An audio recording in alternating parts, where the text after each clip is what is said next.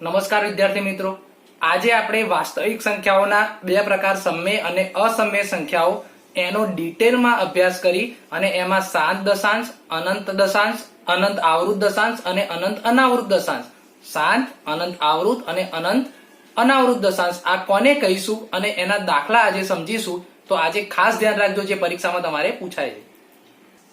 વાસ્તવિક સંખ્યાઓના સૌથી પહેલા બે ભાગમાં વહેંચવામાં આવે છે. એક છે સમમેય સંખ્યા અને બીજી અસમમેય સંખ્યા, જે આપણે ગયા લેક્ચરમાં જોયું હતું. હવે સમમેય સંખ્યા એને સિમ્પલ સમજવું હોય તો જેને અંશ ભાગ્યા છેદ સ્વરૂપે દર્શાવી શકાય, એટલે કે જેને p ભાગ્યા q સ્વરૂપે દર્શાવી શકાય તેવી બધી જ સંખ્યાને આપણે સમમેય સંખ્યા કહી શકીએ. જ્યારે અસમમેય સંખ્યા એટલે જેને p ભાગ્યા q સ્વરૂપે દર્શાવી ન શકાય એને આપણે અસમમેય સંખ્યા કહીએ છીએ. હવે એનું આગળ અંદર વર્ગીકરણ કરીએ તો સમમેય સંખ્યામાં બે પ્રકાર આવે. શાંત દશાંશ પ્રકારની અભિવ્યક્તિ આવે અને અનંત આવૃત. શાંત દશાંશ અને અનંત આવૃત દશાંશ. જ્યારે અસમમેય સંખ્યામાં અનંત અનાવૃત દશાંશ આવે. વિદ્યાર્થી મિત્રો, આ ખાસ અગત્યનો ટોપિક છે, યાદ રાખજો. શાંત દશાંશ, અનંત આવૃત દશાંશ અને અનંત અનાવૃત દશાંશ. શાંત દશાંશ એટલે શું? તો શાંત દશાંશ એટલે જેનું દશાંશ નિરૂપણ શાંત હોય, મતલબ કે એના પોઈન્ટ પછી કેટલા આંકડા છે તમે ગણી શકો, તેને આપણે શાંત દશાંશ કહેવાય. જેમ કે અહીં પોઈન્ટ પછી એક આંકડો છે તે તમે કહી શકો છો, તો એને આપણે શાંત દશાંશ કહીશું. અનંત દશાંશ એટલે તમને ખબર પડી ગઈ કે પાછળ અનંત સુધી હશે, એટલે આ પણ અનંત દશાંશ છે, આ પણ અનંત દશાંશ છે, પણ એકમાં અનંત આવૃત છે અને એકમાં અનંત અનાવૃત છે. તો એનો ફરક સમજીએ. આવૃત એટલે કોઈ ચોક્કસ સંખ્યાનું વારંવાર પુનરાવર્તન. દશાંશનું પુનરાવર્તન તો થાય છે, પરંતુ કોઈ ચોક્કસ સંખ્યાનું વારંવાર પુનરાવર્તન થાય તો એને અનંત આવૃત દશાંશ કહીશું. જ્યારે અહીં અલગ અલગ સંખ્યાનું પુનરાવર્તન થાય તો એને અનંત અનાવૃત દશાંશ કહીશું. વિદ્યાર્થી મિત્રો, ખાસ ધ્યાન રાખજો, પાઈ છે, પાઈ એને આપણે અનંત અનાવૃત દશાંશ એટલે કે અસમમેય સંખ્યા કહીએ છીએ. પણ પાઈની જે કિંમત આપણે લઈએ છીએ 22/7, તો એ તમને એમ પ્રશ્ન થાય કે સર 22/7 ને તો આપણે p ભાગ્યા q સ્વરૂપે દર્શાવી શકીએ છીએ. તો p ભાગ્યા q સ્વરૂપે દર્શાવી શકાય, એને અનંત આવૃત દશાંશ કહેવાય. આ પાઈની આપણે આશરે કિંમત 22/7 લઈએ છીએ, બાકી એકચ્યુઅલમાં પાઈની કિંમત 3.14 પછી અલગ અલગ આંકડા ચાલુ રહે છે. એટલે જો તમને પરીક્ષામાં પાઈ વાળું પૂછે તો આપણે પાઈ શેમાં લખીશું?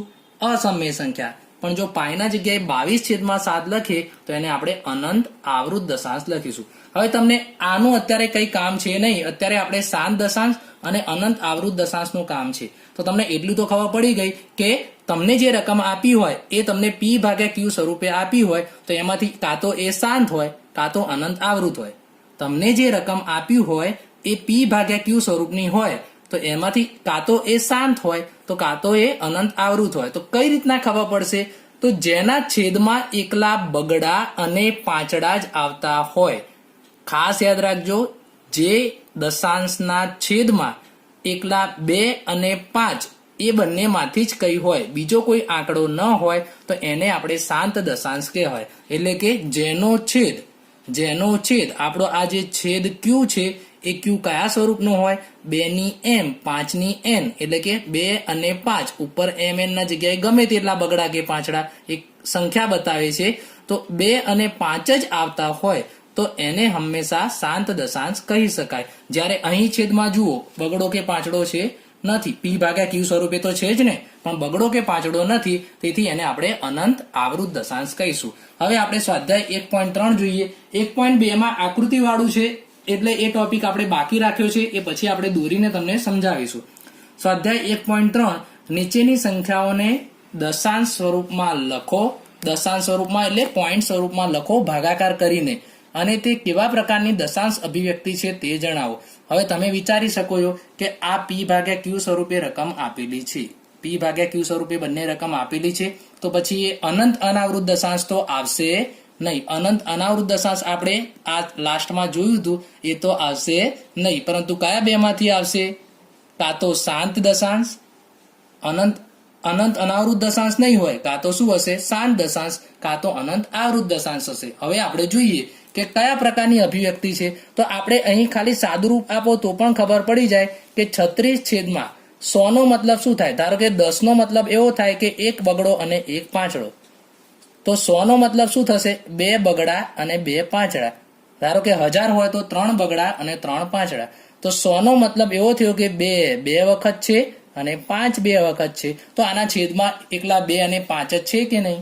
આના છેદમાં એકલા 2 અને 5 જ છે. તો આને આપણે શાંત દશાંશ કહી શકીએ કે નહીં? તો આને શાંત દશાંશ કહેવાય. હવે સૌથી પહેલા આનું દશાંશ નિરૂપણ લખવું છે. દશાંશ નિરૂપણ એટલે આપણે આનો પોઈન્ટ વાળો જવાબ લખીએ. તો 0.36 લખાય. 2 શૂન્ય છે તો 2 પોઈન્ટ પાછળથી કાપીશું તો શું લખીશું? 0.36. શું આ દશાંશ અનંત સુધી ચાલે છે? તો ના, આ દશાંશ અહીં પૂરો થઈ જાય છે.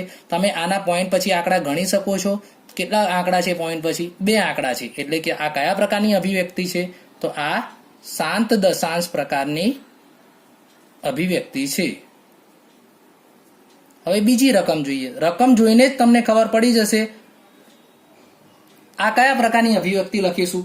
અનંત અનાવૃત તો આવવાનું જ નથી, કારણ કે P ભાગ્યા Q સ્વરૂપ છે એટલા માટે. એટલે કાં તો શાંત અથવા અનંત આવૃત. તો છેદમાં 11 છે.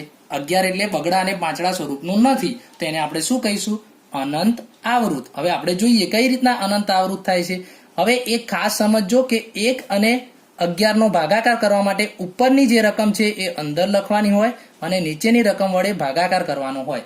હવે 11 ને 1 વડે ભાગ તો ચાલવાનો નથી. તેથી આપણે 1.000 આ સ્વરૂપમાં મૂકી અને સૌથી પહેલા આપણે 11 ને 10 વડે ભાગ કરવા જઈએ તો પણ ચાલશે. 2 આંકડા લઈશું તો પણ ચાલશે નહીં. સૌથી પહેલા પોઈન્ટ મૂક્યું તો એનો 0 પોઈન્ટ મૂકી દઈએ. પોઈન્ટ મૂક્યું એનો 0 પોઈન્ટ મૂકી દઈએ. હવે આ 10 નો હજુ પણ ભાગ નથી ચાલતો. બીજો એક આંકડો ઉતાર્યો એનો પણ ભાગ નથી ચાલતો. તો હજુ બીજું એક શૂન્ય લેવું પડશે. હવે 100 લઈએ. 100 લઈએ તો 11 9 99 થશે. એટલે હવે 100 માંથી કેટલા બાદ કરવાના? 99. તો 100 માંથી 99 બાદ કરીએ એટલે શું વધશે? 1. હવે ફરી પાછું એનું એ થયું, આપણે શૂન્ય નીચે ઉતારીશું. શૂન્ય નીચે ઉતારીશું તો ભાગ નહીં ચાલે એટલે એની પાછી શૂન્ય લખવી પડશે. પછી ફરીથી શૂન્ય ઉતારીશું એટલે 11 9 99. તો પાછું તમારે એનું એ જ રકમ મળે છે. આ એની એ રકમ પાછી મળતી થાય તો તમારે અહીં ચોક્કસ દશાંશનું પુનરાવર્તન થાય છે. 0.090909 એ ચાલુ રહે છે. જેને આપણે આ રીતના પણ દર્શાવી શકીએ છીએ. જેનું વારંવાર પુનરાવર્તન થતું હોય એ બંને અંક ઉપર આપણે આમ લીટી કરી દઈએ. તો આનું મતલબ શું દર્શાવે છે કે 0909 સતત ચાલુ રહે છે. તો આ દશાંશને તમે કયા પ્રકારનું લખી શકશો? અનંત આવૃત દશાંશ પ્રકારની અભિવ્યક્તિ. આને કઈ અભિવ્યક્તિ કહીશું? અનંત આવૃત દશાંશ પ્રકારની અભિવ્યક્તિ છે.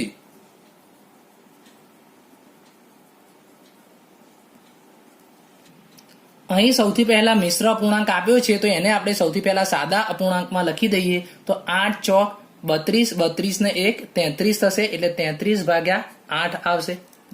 33 ભાગ્યા 8 આવ્યા. હવે આનો છેદમાં તમારે શું મળે? તો 8 ના અવયવ 2 ગુણ્યા 2 ગુણ્યા 2 થાય. એટલે છેદમાં એટલા બગડા જ આવે છે કે નહીં? તો તમે ખાલી MCQ માં ટૂંકામાં પૂછાય તો તમે ડાયરેક્ટ આ લખી શકો કે નહીં કે આ કયા પ્રકારની અભિવ્યક્તિ કહેવાય? તો આ શાંત પ્રકારની અભિવ્યક્તિ કહી શકાય. કારણ કે છેદમાં એકલા બગડા અને પાંચડા. એટલે કે છેદ કયા સ્વરૂપનો છે?